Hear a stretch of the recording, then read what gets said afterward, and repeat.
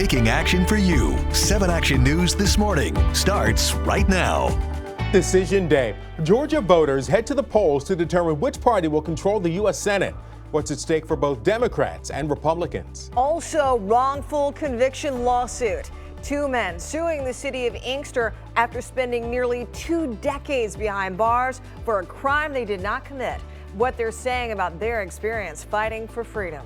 Plus, we're watching the roads. Potentially slippery conditions for your morning commute as winter weather advisories are posted across the state. What you need to be on the lookout for as you leave the house. Good morning, early risers. So glad you're rising and shining with us here on this Tuesday, January the 5th. I'm Alicia Smith. And I'm Keenan Smith. And let's get right to the man with all the answers. 7 First Alert meteorologist Kevin Jean has been keeping an eye on the wet weather. And Kevin, when's it going to begin to affect us? Yeah, hey guys, good morning. Right now, the snow is just moving into the Howell, Fowlerville area as you get into Livingston County. We're all below freezing at this point, and that's important to know. So it's about 30 degrees outside. You go from Royal Oak, Berkeley, Birmingham, 30 in West Bloomfield, and also around 30 degrees Novi, Farmington Hills, and even all the way to Howell, Brighton, Pinckney, all at 30 degrees. Commerce Township, too. We look at the radar now, and again, western Livingston County. This is really just some flurries, but at times this might be mixing with drizzle, and there's going to be patchy areas of fog. Drizzle is what we don't want. With temperatures right around or below freezing, that could lead to some icy patches. So winter weather advisories does not include southeast Michigan. This is for central Michigan and around Lansing, but it does not include Livingston County. Just be careful, some icy patches. Other areas, just some flurries throughout this morning. West Bloomfield, one of those areas. So a few icy patches possible, otherwise cloudy skies today. Once again, with a high in the mid-30s today. Overall, roads are looking good. Only seeing 2 spots where we're seeing a slight bit of slowdown here. So I-94 westbound from 8 Mile 75, you're looking good. 8 minutes shaded there in green. Slight slowdown, the Lodge southbound 8 Mile to Davison at 8 minutes shaded there in yellow, and also shaded in yellow I-94 eastbound from Michigan to 96, looking at 5 minutes. But if we take a look at our roads, you can see it's pretty light moving traffic so far this early in the morning. 696 at Campbell Hilton. I'll let you know if I do see something that could slow you down. All right, thank you so much, Allie.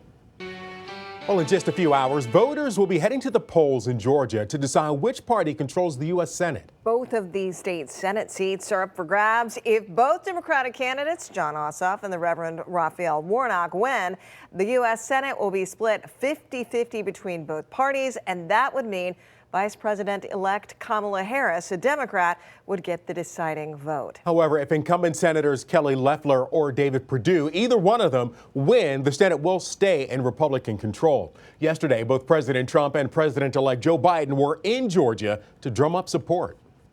By electing John and the Reverend, you can make an immediate difference in your own lives, the lives of the people all across this country. Polls leading up to today's election have been neck and neck. A political expert we spoke with believes that the election could go in either party's direction.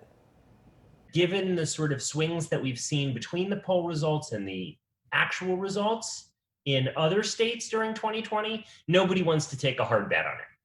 So it could really go either way. Now, this political showdown in Georgia comes days after President Trump pushed Georgia's Secretary of State in a recorded phone call to change the results of the 2020 presidential election based on false claims of voter fraud. 2 men accused of murder they did not commit will be holding a news conference later on today alongside their attorney. After spending nearly 18 years in prison, the men are filing a massive lawsuit against the police department that put them there. 7 Action News reporter Darren Cunningham is joining us live in Inkster this morning to explain how the case was overturned and how the men's next court battle is just beginning. Darren? Yes, good morning. That lawsuit is worth $160 million. 2 former detectives who worked here at the Inkster Police Department are named in that federal suit along with the city. They're accused of framing 2 men with murder after forcing or coercing a witness to lie. It's a terrible situation what happened to me, and I wouldn't wish that on anyone. Life in prison took a toll for George Clark and Kevin Harrington. A nearly 18-year murder sentence not only led to missing birthdays, career opportunities, and time with loved ones, but also enduring the harshness of life on the inside. I was a college student. I would have graduated with my degree of business. It's a very sad thing. 1 day in prison is too long for something you didn't do.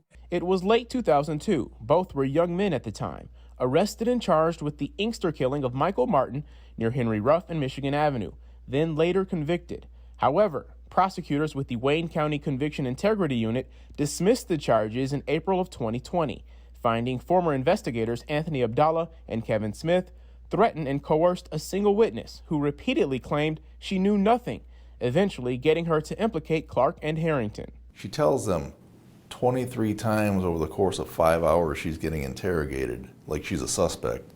I don't know who did it. And they threatened her repeatedly with taking her children away and putting her in jail. She's a single mother. Attorney Wolf Mueller, who represents both men in this filing, says the lack of physical evidence is astounding. He credits the remarkable work by the Michigan Innocence Clinic to help expose the truth and the Wayne County Prosecutor's Office, CIU. To make sure this doesn't happen to that next kid in Inkster or some other little town where the cops think that they can be above the law. Now, the real killer has not been caught. 7 Action News did reach out to an attorney for the city.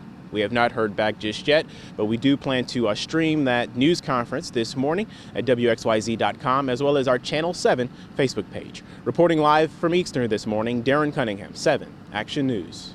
Thank you, Darren, for that remarkable story.